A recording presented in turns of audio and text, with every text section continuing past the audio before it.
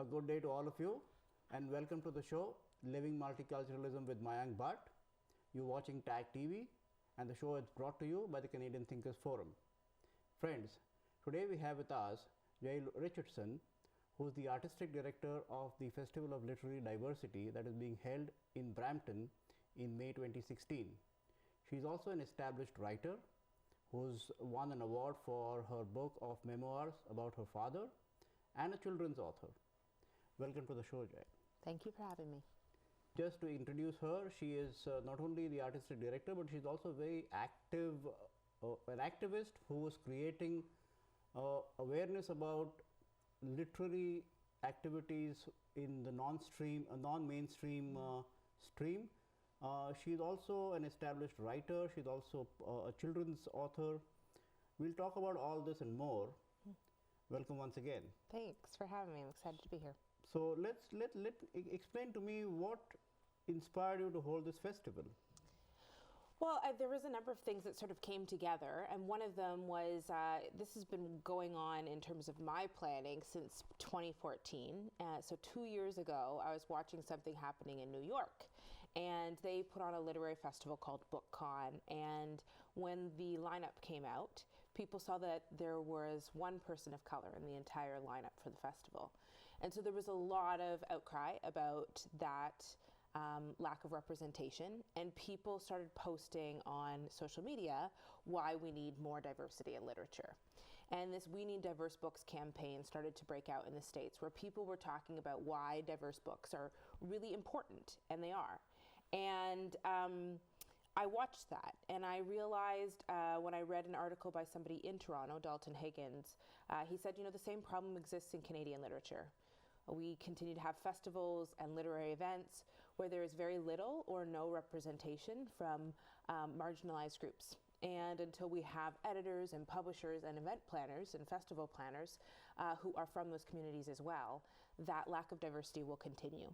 And I started to conceive of this idea of a literary festival in Brampton that would celebrate the diversity that really makes up the Brampton community, and also is what Canada really celebrates in its national, on a national scale, is the representation of diverse voices. And so that started, and I met with a group of people, most of them in Brampton as well, and we started to plan this. And in 2015 we went public and announced that it was happening, and the first event is taking place on Friday, May 6th through the 8th of this year. I'm sorry, I should have asked you at the beginning of the question is what is it called? It's called the Festival of Literary Diversity, or the FOLD, and that has all kinds of meanings for it. It's both, you know, an acronym, but it's also the fold of a book, and it's also the fold, like a group of people who come together for a common cause. An observation that I have to make, and it may not necessarily be representative of what you're doing, but a lot of times when Canadians talk of diversity, they're talking in binaries. So it's either white or black. Yep. But there is a whole range of colors in between. Yes. And somehow that never gets discussed. Well, I think for us too, diversity means so much more than even that. I mean, there are so many points of intersection that we're interested in exploring. We're interested in exploring race. We're interested in exploring faith. We're interested in exploring disability and ability, mental health. There's so many marginalized areas that we're interested in, and then we're also interested in the places that those groups intersect. So, for example, when we have a conversation about mental health, we want to not only have a group of writers who have lived with mental health, we also want to have a diverse cultural group of people who have lived with mental health. We also want to look at LGBTQ authors who have lived with mental health. So it's a challenge for us because everything is a lot more work in a lot of ways to make this all come together, but it's really what makes the festival meaningful going forward as well. Year after year, it's never going to be that we're done. We're always going to have other points of diversity that we can bring in and discuss. We're interested in looking at genres that are often treated as not quite literary. When we talk about sometimes crime novels or romance novels or fantasy novels are sort of put off in this category as not as good reading as what are called literary novels. But people read them. And so we're interested in getting books that people will enjoy reading and that will get them to think. And we're interested in all the ways that diversity plays a role in that. So I want you to now describe what exactly is going to happen in those 3 days in May. So the 3 days are really curated with a particular emphasis in mind. So Friday, for example, we're really interested in reaching out to school groups and educators. So we have sessions specifically designed for high school students. And then we have a workshop that goes alongside that for teachers. So teachers can come and take sessions on teaching spoken word in the classroom. They can take sessions on how to edit student work. And so that's sort of the focus of the Friday. We have our opening event that night as well. Saturday and Sunday are more traditional literary festivals. So there's panels and there's workshops and there's feature events. So you can come to a panel like Faith and Fiction and hear 4 authors of different faiths talking about those experiences and writing from those experiences. Or you can come to events like the Writers' Court, where writers will actually read their work and have it critiqued live by editors and agents. And then we have big events on the Sunday, like Zarko Nawaz, who created Little Mosque on the Prairie, doing a breakfast salon, as it's called, and Lawrence Hill doing a last lecture. So there's a whole bunch of different things for people to get involved in. Another thing that's really cool is a Writers Hub. So we're bringing in publishers and magazine editors who are specifically looking for writers and who have trouble finding or who are interested in finding more diverse emerging talent. And so they're coming to provide information about their submission deadlines and their topics and the things that they want to present to writers. So people who have been writing for a long time or who have just started writing and are interested in getting it out there will find different ways that they can actually begin the process of having formally published work. And is this a paid for event or is this for free? So the way the event works is you pay session by session. So you can go to one panel or one event and then go home, or you can buy a day pass and spend the entire day at the festival on Saturday or Sunday. And then there's some events that are free. We have a lot of anything involving youth or that specifically targets youth is free. And then there's a few other events that are free as well. Like the Writers Hub is something that's totally free. There's no cost. The panels are typically around $10, and then feature events range in price. What sort of logistic arrangements did you have to make for this in terms of arranging for finances, arranging for resources, venues? This must have been at least 2 years of work. Yeah, it was. So we've been funding and pursuing funding for about a year. So the planning took about a year, and then we started announcing it and started working towards the actual process of bringing in money. And that's been a challenge. There have been really great highs and really bad lows. But we've been really successful in our fundraising. We have all the money we need to put on this first festival, which is a really exciting thing to be able to say. We've had some great organizations and companies come alongside us really early. Investors Group was one of the first companies that said this is really important and we want to be a part of it. Sheridan College also came alongside us. And then the city of Brampton has been huge in supporting us in a variety of ways. They've played a really big part in making this event possible. Region of Peel also supported us. PAMA, where the event's going to be taking place, which is the Peel Art Gallery and Museum. Just a whole bunch of community organizations that really helped. And then we received grants from the Ontario Trillium Foundation and the Ontario Arts Council, and also from the Ontario Media Development Corporation. So a real mix of corporations, funding organizations, and then sort of local and municipal organizations coming alongside us. I want to now take the conversation slightly away from the festival and to focus a bit more on you. Yeah. You're an established writer. You have a memoir that was very well received, I believe, and then you also have a children's book that you have authored. As a writer, what is it that inspires you to do what you do? Yeah, I think the thing that inspired me to write and the thing that inspired me to start the festival are very much the same thing. I had a real desire to have work be available to people that was covering the range of experiences that make us Canadian. I mean, the festival is really looking at diverse Canadian authors. I really pride myself in being Canadian. I'm proud of that fact. But Canadian literature growing up was something I wasn't excited to read. I thought it was boring. I thought it wasn't really relevant to me. And until I became a real critical thinker and could see the universality of some of those stories, I really longed for writing that would speak to where I was at and the experiences I had, and also give me perspective on other cultures. I remember reading the first book by an African-Canadian author, which was Janet Sears' Harlem Duet. It was one of the first things I read, and it blew my mind. It blew my mind that she was Canadian, that she was writing about things that I had experienced, that it was so powerful. And then I remember reading Lawrence Hill's Blackberry Sweet Juice, which is a book, one of his really early ones that before he became famous. And I just thought, wow, these are experiences I have. If I wrote about them, would people be interested in what I have to say? And it wasn't just, that sort of ego, I want to get my story out there. I kept thinking about this young girl who wants to be a writer, who's, 10 years old, and just having that dream a little bit earlier than I had, and getting started on that dream a little bit earlier than I did, because she sees that it's possible earlier than I did. And I want you to talk about the memoir that you published about your father. Yeah. I haven't read the book, but I'd like to know more of it. Yeah, so I wrote a memoir. It's called The Stone Thrower, Daughter's Lessons, A Father's Life. And it tells the story of my father and also my experiences pursuing his story. So my father was the first Black quarterback to win the Grey Cup. He won every game as a college quarterback and every game as a high school quarterback.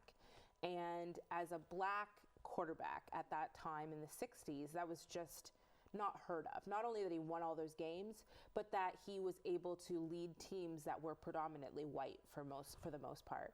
And so I'd heard a little bit about my dad's story growing up, but my dad never talked about it, never wanted to sort of tell the story of how he pursued this amazing career. And so I decided to research it. I decided that it was an important story that needed to be told. I also had this fear that if he died, that the story would be gone and there would be no way to get that content. No way. My father doesn't have any brothers or sisters. His parents have both passed. So I just thought there really needs to be a documented story of his life. And so I went in pursuit of that. And as soon as I went in pursuit of that, I realized I couldn't quite tell his story without telling about our relationship and my experience with him, because he never talked about it.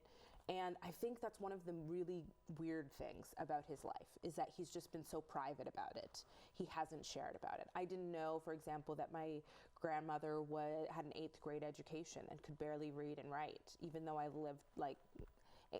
had experiences with her until I was 14 years old. I didn't know that. I didn't know some of the stories about my grandfather. I never met him. I didn't know that he had been shot and stabbed. And I didn't know that my dad went to an all-white school growing up, which was a huge, mind-blowing realization. And so these are all the things that, as I'm researching my dad's story, I decided to write about. And after having done that, has it changed you as a person? Has it changed you as has your relationship with your dad changed because of what you did?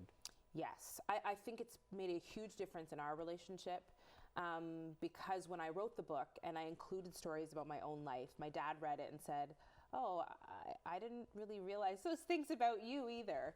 And so there was this moment of learning about each other that was really powerful and important.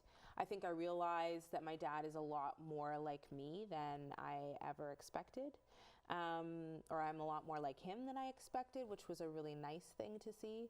And we just had a lot more in common, a lot more to speak from than we had been speaking about through my adolescence. So it was a powerful experience. When I go and talk in schools, I tell students, I'm going to give you some homework. I want all of you to go home and ask your parents why they came to Canada, or why they chose to live in Brampton or Mississauga, or where they are. What about their community do you know about? What about their faith do you know about? And just really get to know your parents on a level you're probably not even thinking about. Because I think those questions begin a really important bond between parent and child. My show is about multiculturalism, and I talk to authors and poets and musicians and painters, and I try to understand what it means to live in Canada and not be part of the perceived mainstream, and yet continue to struggle with one's own creativity. How has it been with you? It's been a process. I think even saying that I'm Canadian, I'm really proud of that. That's a very late recollection that I can remember having. That's a really late thing for me to say. I didn't say that growing up because I didn't quite feel Canadian. I also what did you feel?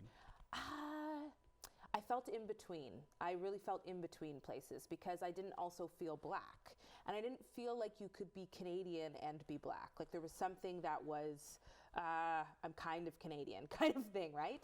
I remember a commercial came out for Molson Canadian Beer, and it was Joe, and he lists all the things that make us Canadian. I say toque and, Chesterfield, and I say all these words that some of them I didn't even know, right? Some of them I didn't understand the connotation, but I understood that, the pride and the beaver and like all these things that make us, that are considered Canadiana. I understood that in the commercial, but the man who was speaking it was this young, white, brown-haired guy.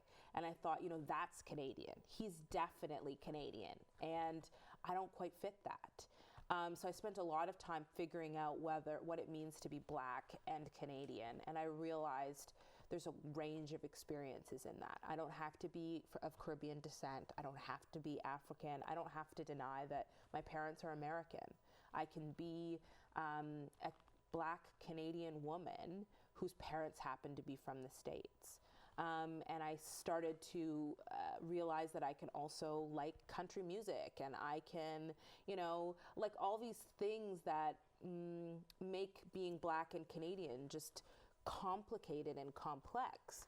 And people really want to keep us in boxes. When you say you're Indian or Asian or black, they want to sort of put that in a container and have rules about that. And if you step outside of those rules, if you're black and you like country music, well, you're not really black then. And I wanted to say, like, I'm black I'm black, fact. I'm Canadian, fact. And those two things go together in whatever way I live them out. And has your experience of transforming yourself into a Canadian had any kind of impact on the way you write or think? Yes, I think that the concept of being black and Canadian is transforming my writing in that I'm more willing to accept whatever comes out of my head, as opposed to trying to edit it or frame it or shape it or say, that's not quite okay to write about. The children's book that I wrote about my dad's life, we didn't just focus in on racism and segregation and the history of his life. We focused in on what we thought was really, my publisher and I thought was really universal, which is the struggle of a young kid who grows up in a disadvantaged circumstance.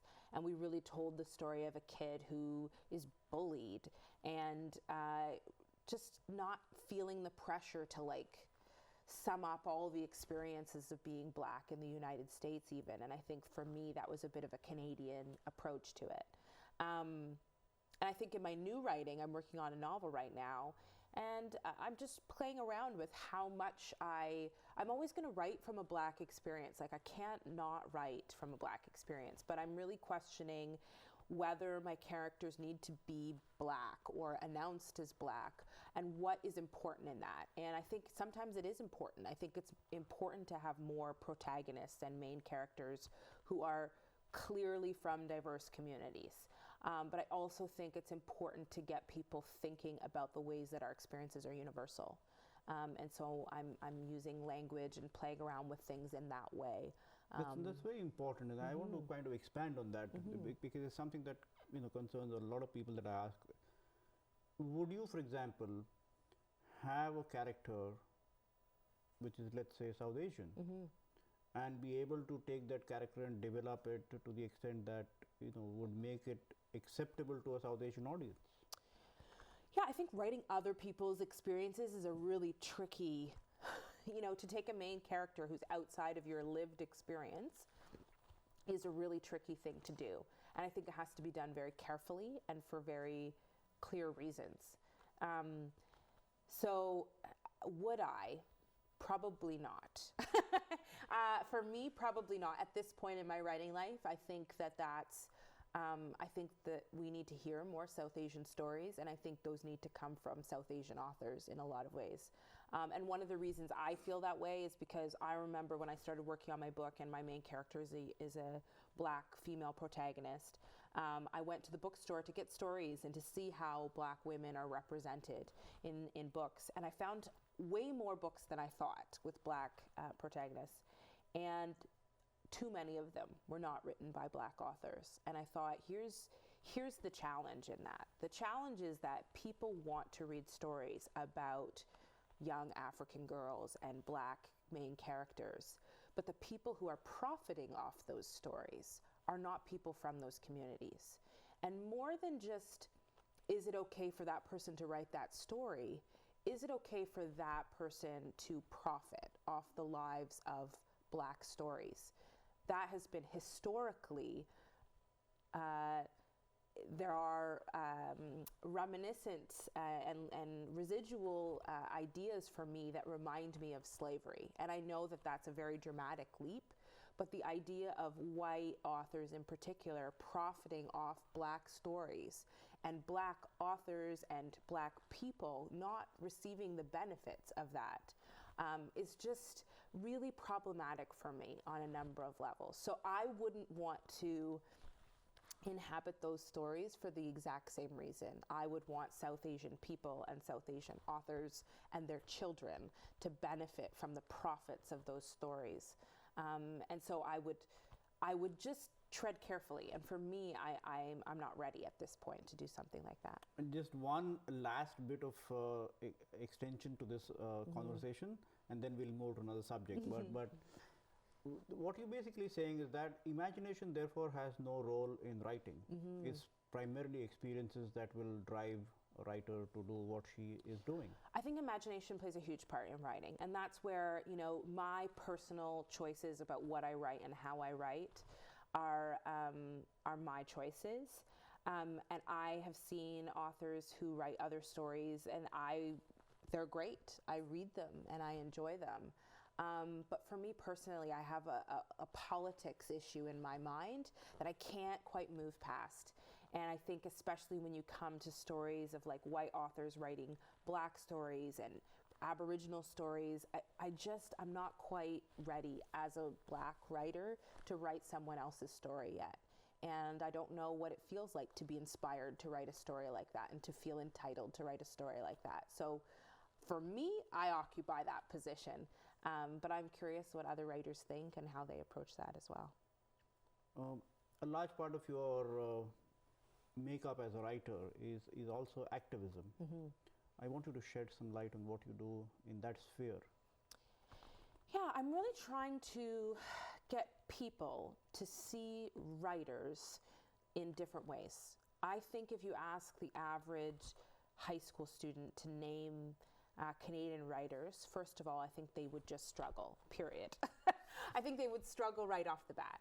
I think if you asked even a little bit older, a lot of people who are not in the literary community, they would name people like Margaret Atwood and Alice Munro, who are great standards for writing. But I think that also means that they have trouble picturing people from other communities as these great Canadian writers. I think people like Lawrence Hill are crafting a new space that are helping to change that game. Essie Aduyan is another one.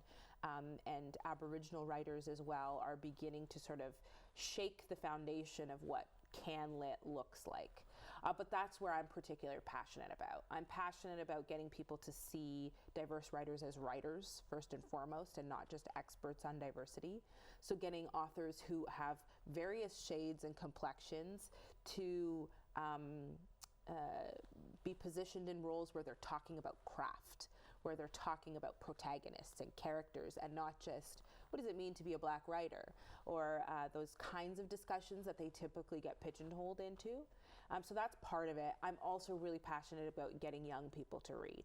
And my passion for getting young people to read has no bounds. I want them to read whatever they would enjoy, because I think we have a real crisis on our hands with kids being illiterate, and not that they can't read words, just that they're not reading words and they're not reading carefully and critically. And I think it's a community effort from schools to parents to a whole range of people that need to partner up in this effort to make sure kids read and enjoy reading and can read critically. And so the work I do when I go into schools is about really raising awareness about that. How can we get books like, there's a book called The Outside Circle, which is by a Métis writer out west. And it's a graphic novel that tells the story of an Aboriginal man who's arrested, and sort of the ways in which his Aboriginal heritage play a big part in his ability to rejoin society and contribute to society in a meaningful way. And there's some universal important truths in that story, but there's also really powerful history lessons about residential schools and about the incarceration and the system of incarceration in Canada. And so those kinds of things I'm really passionate about, making sure young people are excited about books and excited about Canadian stories. Another question that kind of stems from what you just said is, we should certainly create awareness about diversity in literature, especially in Canadian literature. But should that also not go in hand with what is really good literature? And it doesn't necessarily have to depend on race or faith or whatever. Just good writing should be judged for what it is. Yeah, I think that that's a really important thing to be looking at, just good writing. I think that the problem with the meritocracy argument, which is sort of like that good writing will come out and that hopefully it's more diverse, is that the concept of good writing has been lying in the hands of a few, and typically a white group. And so what makes writing good and what makes quality poetry and quality literature has been a quite narrow view of that. And for example, graphic novels weren't really taken all that seriously. And I think stuff like The Outside Circle and books like The Outside Circle point to a way that graphic novels can be amazing literature. And I know that in high schools, a lot of times they have to read books that are award-winning authors. You know, I had a student who wanted to do my book, and the teacher sent her home and said, "Is it an award-winning book?" And so she had to go and Google, and I had luckily won some awards around the book, but not the Giller and not, you know, these Writers' Trust awards. And so she had to sort of argue that it was an award-winning book. And it's those kinds of things that can make it really tricky for students to enjoy good literature. You know, I would argue that while I didn't win awards, it's a good book. It's a good read. And so that concept of good writing, I think, needs to be revisited. And we also need to look at who's doing the judging of good writing.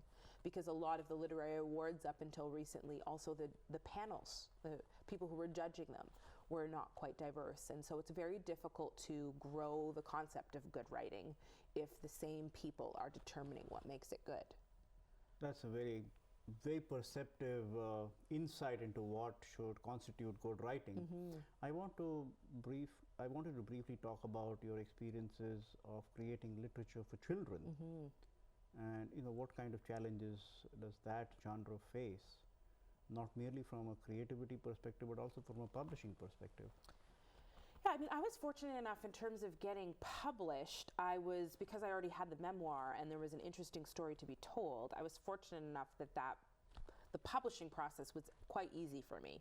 You know, my editor said to somebody in her office, "Hey, this would make a good children's book," and that process sort of happened. But actually writing it was quite tricky for me as a writer. I had to take what had taken me 2 years to research and 2 years to write and turn it into 1,000 words.